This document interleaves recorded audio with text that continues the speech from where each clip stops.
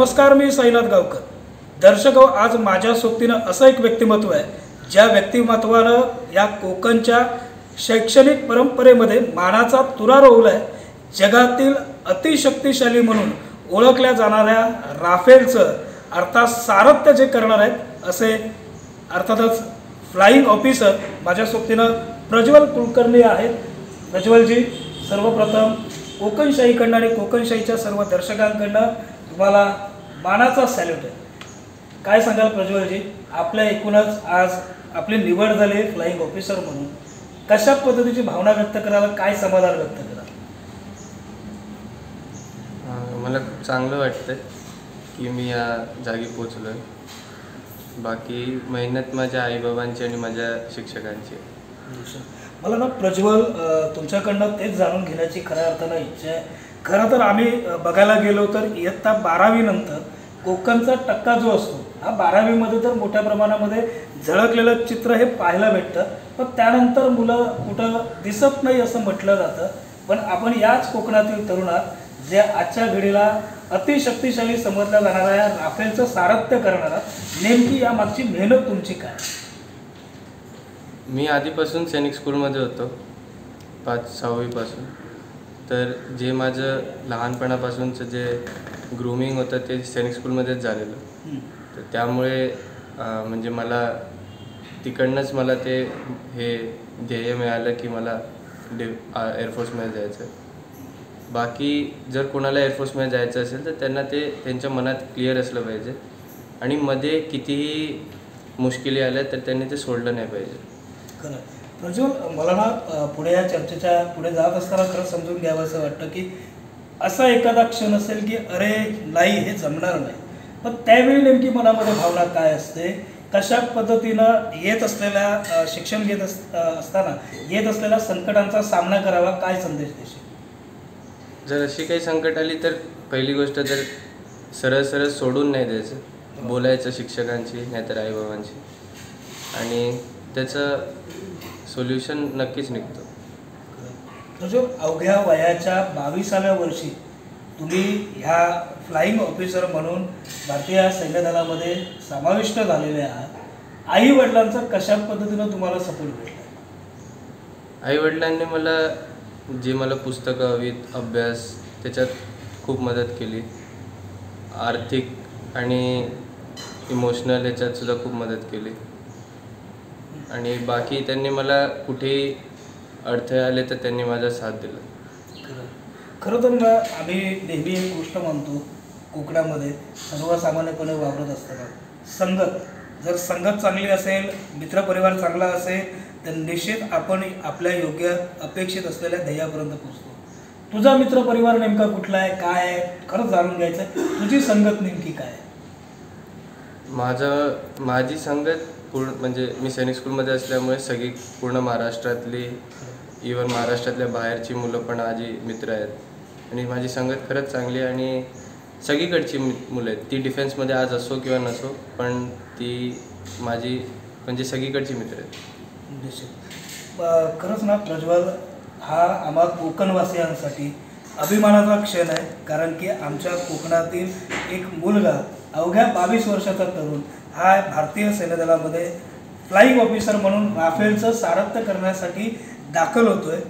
मगाशी मी बोलल्याप्रमाणे आईवडिलांचं तर अर्थातच तुला साथ होती, मित्रपरिवारांची साथ होती, तुला लाभलेला जो शिक्षक वर्ग होता त्यांच्याविषयीची कृतज्ञता आजच्या या मुलाखतीच्या निमित्तानं काय म्हणून व्यक्त करशील? माझ्या शिक्षकांनी मला नेहमीच साथ दिला माझा. त्यांनी मला नेहमी प्रोत्साहन दिलं की पुढे जा, घाबरू नकोस, आणि माझ्या अभ्यासात त्यांनी माझी खूप मदत केली. एकूणच ना हा संपूर्ण जो पिरियड असतो शिक्षणाचा, हा नेमका किती वर्षाचा असतो, काय कशा पद्धतीचा सामना, म्हणजे अगदी शारीरिक जी आपली प्रक्रिया असते किंवा कशा पद्धतीच्या परीक्षा देऊन तुम्हाला इथपर्यंत पोहोचता येतं, काय नेमकं मार्गदर्शन करशील आमच्या तरुणांसाठी? आता एअरफोर्स जॉईन करण्यासाठी तुम्ही NDAतनं जाऊ शकता 12वी नंतर, नाहीतर डायरेक्ट एंट्री. याच्या सगळ्यांची इन्फॉर्मेशन joinindianearforce.com वर सगळ्यांना ओपनली अवेलेबल आहे. बाकी जे अभ्यास करायचा आहे, जो सिलेबस आहे, सगळं त्या साईटवरती अवेलेबल आहे. आणि एक UPSCची एक्झाम असते NDA जॉईन करण्यासाठी, आणि FCAT असते डायरेक्ट एंट्री, म्हणजे ग्रॅज्युएशन करून जर जॉईन करायचं असेल तर. आता प्रज्वल, तुझं नेमकं कशा पद्धतीनं सिलेक्शन झालं आहे? UPSC थ्रू की डायरेक्ट NDA थ्रू, नेमकं कसं काय? UPSC थ्रूच NDAला जातात, तर माझं NDAतनंच सिलेक्शन झालं. क्या बात आहे. कशा पद्धतीचं, म्हणजे आता म्हणजे आपल्याला पोलीस भरतीमध्ये समाविष्ट व्हायचं असेल, सहभागी व्हायचं असेल, तर त्यांची एक परीक्षा असते, शारीरिक परीक्षा असते. तुमच्याकडे नेमकी कशा पद्धतीच्या परीक्षाला सामोरं जावं लागेल तरुणांच्या माहितीसाठी? तर आधी एक रिटर्न एक्झाम असते, मग 5 दिवसाची एक SSB असते आणि मेडिकल असते. तर इथे शारीरिकपेक्षा मानसिक काय विचार आहेत मुलाचे ते बघितले जातात. तर SSBमध्ये 5 दिवसाचे असते. SSBचे कोचिंग क्लासेस वगैरे भरपूर असतात बाहेर. तर त्यात तुम्ही इंटरव्ह्यू, मग तुम्ही पब्लिक स्पीकिंगमध्ये कसे आहात आणि लोकांसोबत तुम्ही कसे ठरता, हे सगळं बघितलं जातं. बरोबर. नेमकं कसं आपल्या मनाची तयारी ठेवावी लागते लोकांबरोबर रिॲक्ट होत असताना? कसं राहावं लागतं? म्हणजे डोक्यावरती बर्फ, जिभेवर साखर असं राहावं लागतं की नेमकं कशा पद्धतीनं, काय त्याबाबत सांगशील? जे असेल ते खरं असलं पाहिजे, असं म्हणजे खोटं काही दाखवलं नाही पाहिजे. मग सगळ्यांच्या ह्याच्यात, आणि जर देशभक्ती असेल तर कोणी सिलेक्ट करू शकतो. खरं तर आपण आत्ताच्या घडीला भारताचा अमृत महोत्सवी वर्ष जे हे साजरं करतो, आणि अमृत महोत्सवी वर्षातच खऱ्या अर्थानं कोकणच्या ह्या शैक्षणिक इतिहासामध्ये मानाचा तुरा तुझ्या रूपानं रोवला गेला आहे. कशा पद्धतीचं आत्ताच्या घडीला फिलिंग करतोय, काय वाटतंय मनामध्ये, कशा पद्धतीचा अभिमान हा आतापर्यंतच्या तुझ्या प्रवासाविषयी वाटतो? अभिमान अजून तर कशाचा वाटत नाही, कारण अजून भरपूर खूप काय करायचं आहे पुढे. फक्त एवढंच आहे की जे ध्येय एकदा पाळलं तर ते सोडायचं नाही मध्ये. अगदी मोजक्या शब्दामध्ये प्रज्वल बोलतोय, परंतु त्याचा एक एक जे वाक्य आहे हे आपण सर्वांनी ऐकून अधोरेखित करून ठेवण्यासारखं आहे, हे सुद्धा तितकंच सत्य आहे. प्रज्वल, ह्या चर्चेच्या पुढे जात असताना मला मुद्दामून तुला एक प्रश्न असा विचारायचा आहे. तो म्हणजे आत्ताच्या घडीला बघतपासून मी म्हणतो की जगातील अतिशक्तिशाली म्हणून राफेलकडे पाहिलं जातं. काय नेमकं राफेल आहे सर्वांना माहिती आहेच, परंतु तुझ्या तोंडून ऐकण्याची इच्छा आहे, नेमका तो राफेलचा थरार काय असतो? मी अजून राफेल उडवलं नाही, तर मी असं एक्झॅक्टली सांगू नाही शकत. मलाही तुमच्या एवढंच माहिती आहे, जेवढं तुम्ही विकिपीडियावर वगैरे वाचून सुद्धा शोधू शकता. आता किती उत्सुकता आहे नेमकी राफेल उडवण्याची? आहे बऱ्यापैकी उत्सुकता, कारण नवीन एअरक्राफ्ट आहे. तर आता बघू काय होतं पुढे. भारताच्या वायुसेनेमध्ये दाखल झाला मित्र, आणि प्रज्वल, या वायुसेनेविषयीचं आकर्षण जे हे निश्चित प्रत्येक तरुणाला असतं. खरं तर मगाशी तू सांगितल्याप्रमाणे ज्याला या सैन्य दलामध्ये सहभागी व्हायचं, या प्रत्येकामध्ये ते आकर्षण असतं. तुझी आता उत्कंठा कुठपर्यंत पोहोचली?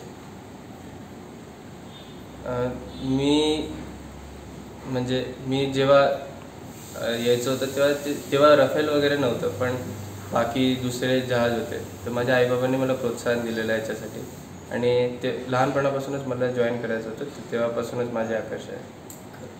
खरं तर ना दर्शक हो, आपलं मूल हे सैन्यामध्ये जाणार असं जेव्हा समोर येतं, त्यावेळी आईवडिलांचं हृदय जे असतं हे थोडंसं म्हणजे आमच्या कोकणातली ही थोड्याफार प्रमाणात असलेली परिस्थिती की एक घाबरलेलं मन असतं. तुझ्या घरामध्ये आईवडिलांची मानसिकता किंवा मनस्थिती नेमकी कशी होती? तुला कशा पद्धतीनं त्यांनी सपोर्ट केला? त्यांनी मला कधी थांबवलं नाही कुठेही जाण्यासाठी, आणि त्यांच्या मनात अशी काही भीती नव्हती की मी सैन्य दलात गेलो तर काय होईल. खरं मित्रा, अगदी ना प्रज्वल, काल परवाच आपण सिंधुदुर्ग जिल्ह्याच्या जिल्हाधिकारी के मंजुलक्ष्मी यांची देखील भेट घेतला.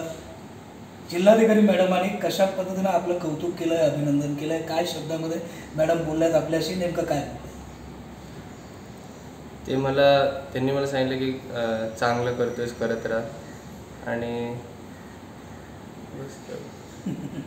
मगाशी मी बोलल्याप्रमाणे प्रज्वल जो आहे हा कमी बोलतोय, परंतु अतिशक्तिशाली असलेला राफेल ज्या वेगानं उडवणार आहे तो वेग मात्र ह्या कोकणवासियांच्या भारतीयांच्या मानाचे ह्या अभिमानानं ताट करून अर्थात ते पाहण्याजोगं असणारं चित्र असणार आहे. प्रज्वल, कशा पद्धतीचा संदेश जो आहे तो आमच्या या तरुण पिढीला देशील, कोकणशाहीच्या दर्शकांना देशील? मी फक्त एवढंच सांगणार की जे तुम्ही जिथेही तुम्हाला जायचं असेल, फक्त डिफेन्स नको असू दे, कुठेही म्हणजे जगात काहीही करायचं असेल, जो ध्येय एकदा पाळला तर तो सोडला नाही पाहिजे. मग मध्ये कितीही अडथळे येऊत किंवा काही होऊ दे, तो ध्येय सोडला नाही पाहिजे. मग सगळेजण आपापल्या फील्डमध्ये सक्सेसफुल होऊ शकतात. निश्चित. प्रज्वल, एकूणच या चर्चेच्या शेवटाकडे आपण येणार आहोत आणि शेवटाकडे येत असताना अगदी शेवटचा माझा प्रश्न आपल्याला, आपण एवढं मोठं यश संपादन केलं, हे यश संपादन करत असताना अनेक अडचणी ज्या आहेत या अडचणींचा सामना देखील आपण केलेला आहे. आताच्या घडीला नेमकं तुमची जॉईनिंग कधी असणार आहे, कधीपासून आपण सैन्य दलामध्ये पूर्णपणे सहभागी होणार आहात, त्याविषयीचा एक शेवटचा प्रश्न. सैन्य दलामध्ये मी आधीच झालो आहे, आता पुढे अजून काही नाही. म्हणजे मी आहे सैन्य दलामध्ये. तर म्हणजे आता तिकडे ॲक्च्युअल फील्डवरती कधीपासून आपण कार्यरत असणार? फील्डवरतीच होतं. आता जेव्हा बोलवणार, जेव्हा ॲक्च्युअलमध्ये वॉर होणार तेव्हा जाऊ आम्ही. असं. ओके. आपल्याबरोबर होते प्रज्वल कुलकर्णी. त्यांनी सांगितलं आहे की एकूणच जर आपण ध्येय डोळ्यासमोर ठेवलं तर ते ध्येय गाठत असताना ज्या काही अडीअडचणी येतील या अडीअडचणींना ठोकर देत आपण पुढे गेलं पाहिजे, आपल्या ध्येयापर्यंत पोचलं पाहिजे. तेव्हाच खऱ्या अर्थानं कोकणच्या या इतिहासात आणि एकूणच परंपरेत अशाच पद्धतीनं मानाचे एक ना अनेक तुरे जे आहेत ते रोवले जातील, एवढं निश्चित आहे. राजेश हेदळकरसह साईनाथ गावकर, कोकणशाही, कुडाळ.